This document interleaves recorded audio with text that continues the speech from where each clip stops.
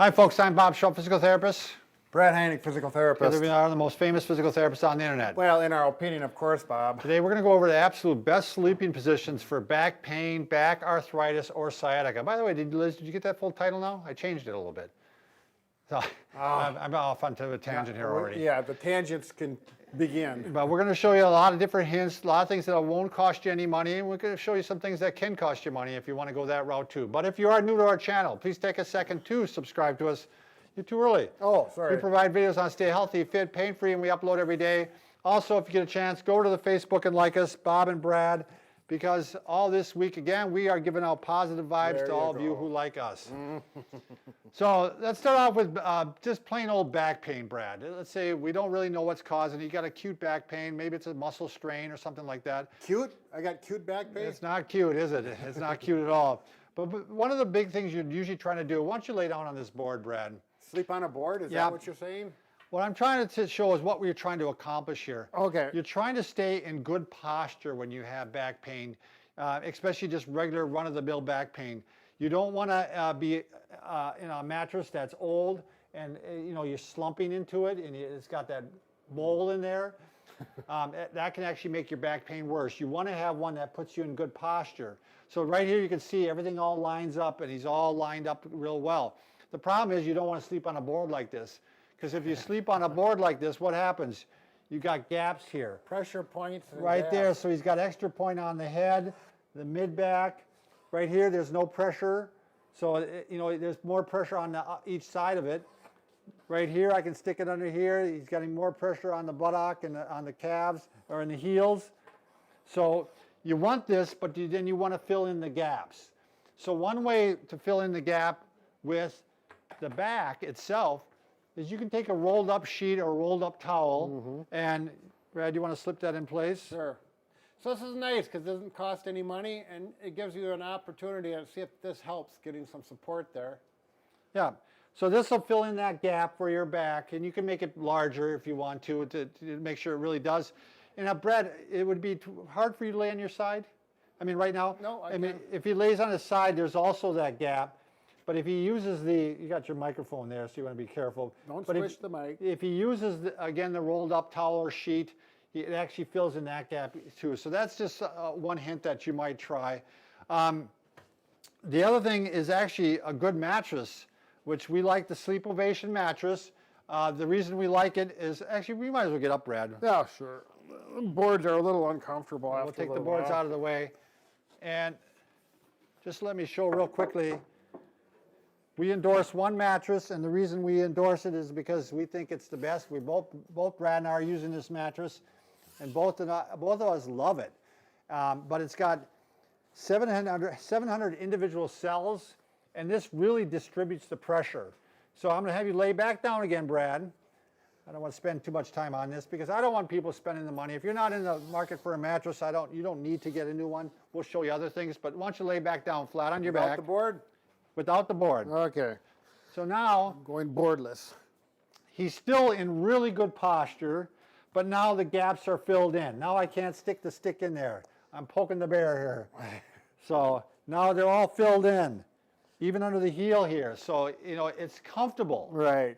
And if he lays on his side, it's easier on the shoulder, but it also fills in the back, the gap on the back. The shoulder is allowed to sink in deeper without any pressure. I just love this thing, Bob. Anyways, let's go on with your... Yeah, another one that with regular back pain, sometimes it feels good to have a little bit of gapping in the back. In other words, sometimes the leg wedge feels good. Oh, I love the leg wedge too. So what you can try, if you want to see if this actually feels better, is you could actually lay on the floor a little bit and put your feet up on a chair or put up on a coffee table and see if it feels better. Your back does. Yep. And then if that does, maybe you want to get a bunch of pillows and stack them up. If that feels better, then maybe you want to go ahead and purchase the leg wedge because it's a good investment. They're not that expensive. Right, they're $25, $30. And with a majority of my back patients, they really do have good comfort with that. If he lays on his side, again, if he is a side sleeper with his back pain, it actually is good to have a pillow between the legs. It stops the back from twisting and bring this leg over. Yeah, and so it keeps the back again in that straight posture all night long. It can make a difference. You know, you can do this along with the rolled towel around your waist. Sure. And you're kind of, you know, getting all the benefits. Right. Now, So if you have an old mattress, one thing, Brad and I laugh at this, but years ago, what my wife and I did, we took a piece of plywood and we put it between the mattress and the box spring, and that helped firm it up. Sure. And so, you know, you can extend the life of your mattress, and of course you flip them too, yeah, right? flip them, rotate it, whatever. Sometimes throw it on the floor to see if it, I mean, just to see if a firmer mattress is going to Right. feel better. Sometimes just throw it out the door is Yeah, the best thing that for it. might work the best a lot of times. I'm not against sleeping on your stomach either with regular back pain if it feels okay and probably just for a short period of time. Right. We don't like to see that all night long because we think it can create some neck problems if your head's turned to one side. Do you want me to do that, Bob? Yeah, but we're talking about the back here today, Brad, so we're not talking about the back, the neck. All right, now, Brad, this is kind of going to be into your area here. Now, let's say you have arthritis, spinal stenosis, or spondy. Now, in that case, what you're going to usually want is you're going to want a little bit of flexion on the back at night. So when you sleep on you can sleep on your side, and you can sleep with your legs kind of curled up a little bit. Yeah. Well, Now you have fetal spondy position kind of a thing. You have spondy, Brad. Do you ever lay like this or not? I do, but I don't pull them way up like this. But Just a little bit of flexion. Yep, exactly. And in that case, again, if he were to lay on his stomach, or I mean on his back, it would help to have the leg wedge, because that would give him a little bit of gapping on the back. Oh, yes. Or pillows. Yeah. So that's really the two, options when you have arthritis or spondy or spinal stenosis on your back like this. Yep. Some people, they sleep in a chair, which I don't recommend, like a recliner. Right. But I've had people, that's where they that's the sleep. only way they They've can been there for sleep. years and they're happy, and who's going to fight it? Yeah. And the other one, would, like I said, is on your side with a slight bend to the back. So Bob is saying spondy, if you're not familiar with that. Spondylolisthesis. Right. It's that big long, if you've got it, you know what he's talking about. All right, how about sciatica? Let's talk about sciatica. If you're sciatica, generally you're going to want the back as straight as possible.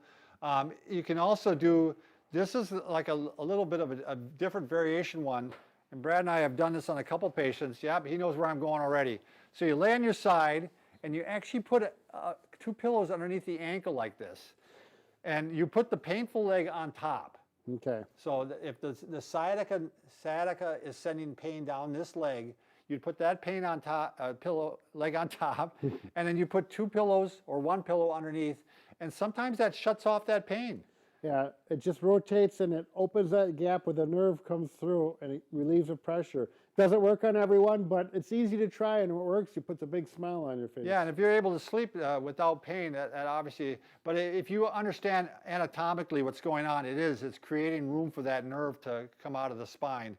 And the other one that often works out well is, again, to use a rolled towel, rolled sheet, or they actually sell these. What are those called again, Brad? This is the McKenzie sleep roll. Sleep roll, that's right. And Robin McKenzie, he's probably one of the most noted therapists to treat sciatica.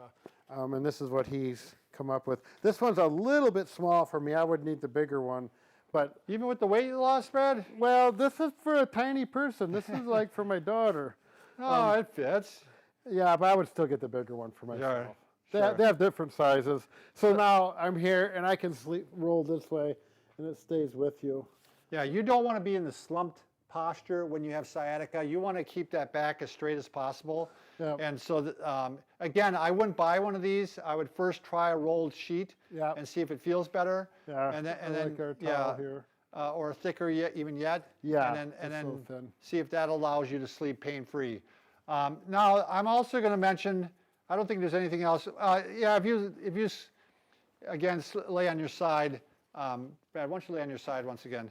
What might help this is if you actually bring this leg over like this, sometimes that will gap it too, Brad. Sure. So if you don't use the pillows underneath the leg, it's something to try. Right. Another thing. The final one I'm going to mention is if you're having some pain in your mid-back, so that I'm talking about more up here over the rib cage, what I do actually is I lay on my back and I actually have a little throw pillow. Oh, yes. Because a lot of times that pain is if you're too rounded in this area here. Now we don't have a throw pillow here right now, but let's pretend this is it, Brad. So that throw pillow would go right there, and then you have a regular pillow behind you. And so this would be a smaller pillow. Here, Bob. Using my imagination. I made a throw pillow. Huh? It's killing me.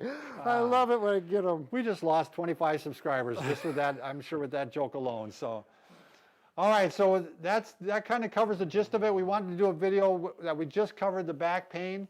Those are the different things you can try for it. Anything else you want to add, Brad? No, I think you covered. I was trying to think if there's other little tricks that I've run across, but that covers Most of it, I think. So remember, Brad and I can fix just about anything except for a broken heart. But we're working on it. We're working hard. And we're not going to stop until we get her done. All right, thanks.